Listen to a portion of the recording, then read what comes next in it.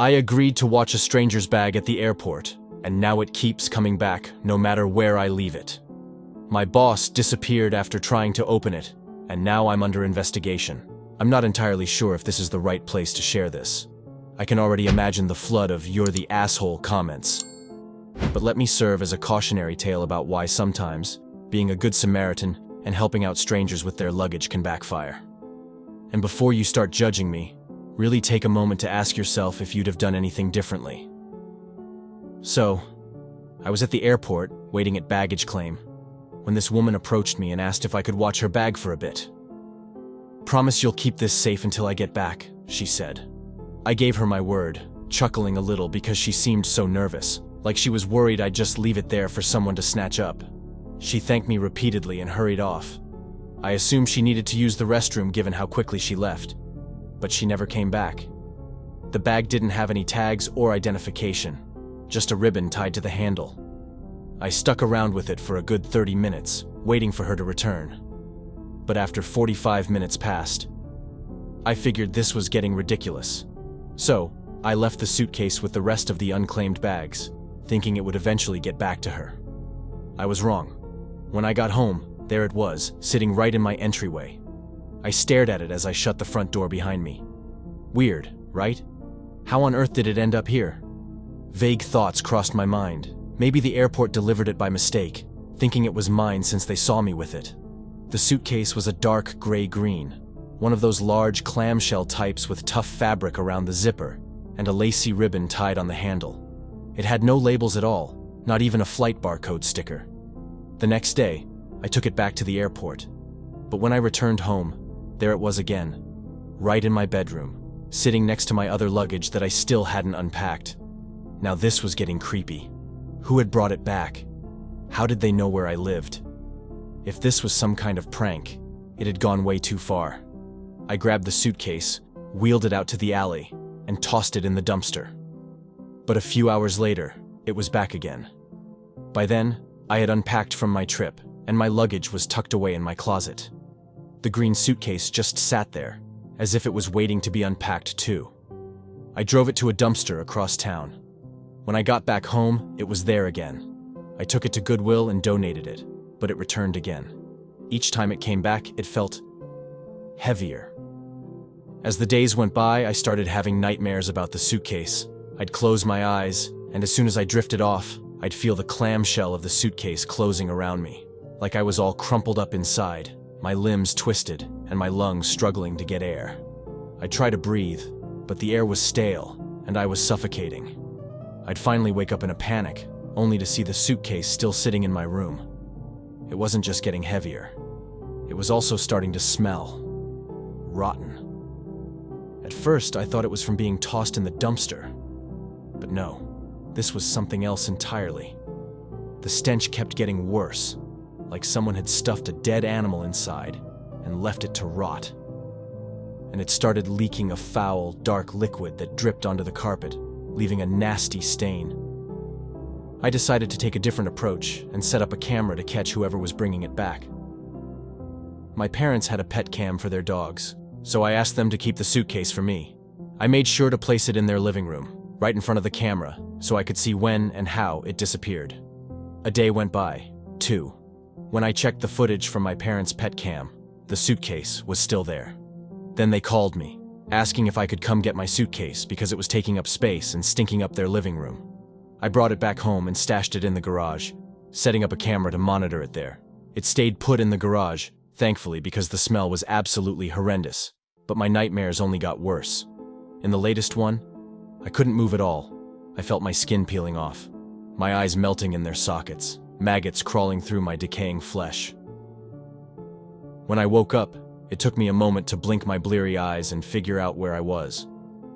I was standing in the doorway to the garage, apparently sleepwalking, on my way toward the suitcase. A sudden wave of dread washed over me. I was terrified to even go near that suitcase, let alone touch it. I was certain that if I unzipped it, I'd end up inside it. So, I rented a hotel room, but of course, it followed me there too. At work, my boss stopped by my desk and asked if everything was okay. She'd noticed I wasn't myself lately. I couldn't hold it in anymore and ended up spilling everything to her. She asked me what was inside the suitcase. I don't know, I stuttered. It's not mine. I never looked. You never even looked? She was shocked. Isn't that the first thing you should have done? When she put it that way, it sounded perfectly reasonable, but just the thought of opening that suitcase almost suffocated me with fear. She said she wanted to see this mysterious suitcase herself and asked me to show her after work. We drove together to my hotel room. On the way, she started speculating about what could be inside. Was I being set up? Could there be a body in there? She mentioned I should have called the police right away? Or was it something less sinister? Maybe someone had packed a frozen turkey that had thawed and turned foul. Maybe it was a prank from a family member. It could be anything, and I'd have known by now if I had just opened it. She found it ridiculous that I'd left it a mystery for so long. I had to agree, but nothing on earth would make me touch that zipper. When we walked into the room, the suitcase was there, waiting by the door, just off to the side like it was ready for me to open it. The whole room reeked. My boss wrinkled her nose and even she looked a bit uneasy. She told me to open it, but I just shook my head and made a noise in my throat. She sighed, rolled her eyes and said, "Fine, shut the door. We don't want anyone passing by to see." She rolled the suitcase into the bathroom, just in case it was messy, and said she'd just unzip it a little to take a peek. "Where did you say it came from again?" she asked, pulling on the zipper. I backed away and sat on one of the beds, putting some distance between myself and the bathroom. I couldn't see her anymore, but I didn't want to be anywhere near when she unzipped it. "Someone at the airport asked me to watch it," I said. "Actually, it's strange. The only time it didn't come back was when I asked my parents to take care of it. It stayed put for a couple of days. I wonder if—" I stopped because she wasn't responding. "Are you looking inside?" I called out. Silence. Dread churned in my gut. My limbs felt like lead. I called out again. "Did you unzip it? Did you peek inside yet?" I heard a faint, muffled sound. Fear gripped me like a stone in the pit of my stomach. I couldn't move. I couldn't breathe. Then I heard it again, what sounded like a smothered cry. I rushed to the bathroom and froze. The tip of a polished loafer was sinking into the suitcase, which bulged and trembled before the shoe vanished, and the zipper sealed shut like a pair of lips smacking together. The suitcase just sat there, looking like an ordinary suitcase. After that, I took the suitcase with me to the bus and train terminal downtown. It felt lighter now, with a slight musty odor. I scanned the station. There was a woman with young children, a father with a teenager. And then I noticed a weathered-looking man in a bucket hat, sitting alone on one of the metal benches, looking a bit rough around the edges. I walked over and sat next to him, pretending to read for a few moments, then turned to him. "Excuse me, sir," I said. "Would you mind watching my bag for a bit?" He looked up at me, surprised, but mumbled, "Sure. You won't just leave it here, right? Promise me you'll keep an eye on it until I get back," I insisted. "Yeah, sure, no problem. Thanks a million," I told him. Then I walked away. I haven't gone back. Now I'm under investigation for my boss's disappearance since she was last seen in my car. But the nightmares have stopped. The smell is gone. You probably think I'm awful. But ask yourself, honestly, what would you have done in my shoes?